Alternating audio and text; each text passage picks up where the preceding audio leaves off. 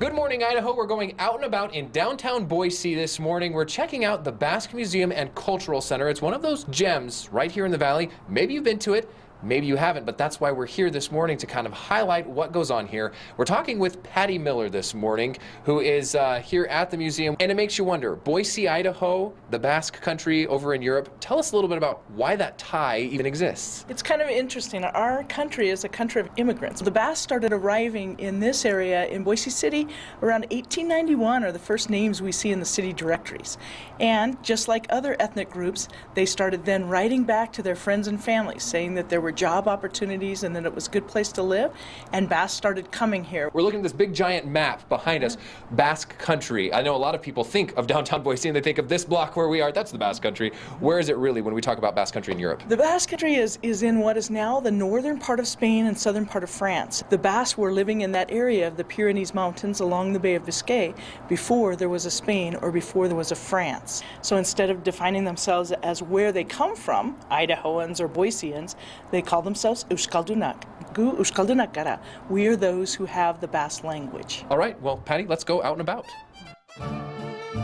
Oftentimes, Boise is referred to as this area as the 8th province. Some first came here and found jobs herding sheep. When they get up into the country where it's too rough, they switch to tents like this. Watch your head.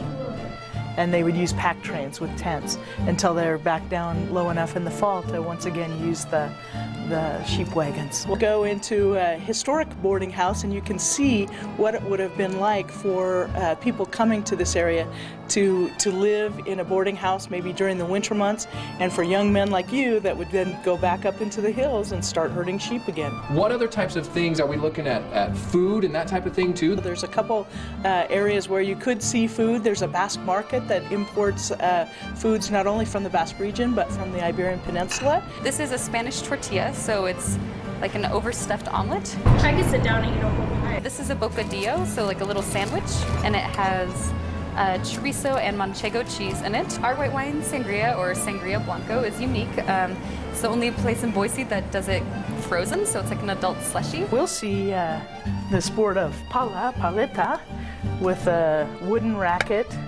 and a hard rubber ball. And there's a camp going on for children this week with an instructor from the Basque country. It's really great that it brings life to this building that's almost 100 years old. Egunon, Idaho. Good morning, Idaho. Love walking just down the street there. I had no idea how many places all have that Basque connection on that one. No wonder they call it the Basque block, right? Yeah.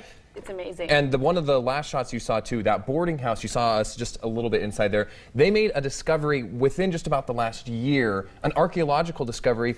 Found a well underneath that house they didn't even know existed. Stop by there and ask the story behind that, because it's really incredible. It's on the back porch. Yeah, urban archaeology is what they did to kind of clear that well out. It's really cool. And of course, we highlighted the entire Basque block, the Basque Museum and Cultural Center, because Basque Festival is this weekend. San Ignacio is what they call it. It's not the every 5 years when they have Hayaldi. That's 2 more years. It's already in the planning, though, is what Patty Miller told us. But San Ignacio is always a great time, and you can go out for the polo tournament. You saw the paddle balls, or you can eat, which is why I go down. A lot of people are going to eat, Yeah, so we'll see you in the Basque block this weekend. And tomorrow night at 9, they start their big street dance out on the Basque block. It'll be a really, you may see a couple of us out there. Yeah, you never know. it's a good time to be had. So yeah, it's fun going out and about. I love doing stuff like that. It is fun. All right, well, time on your Friday morning is now 5:28, and coming up next,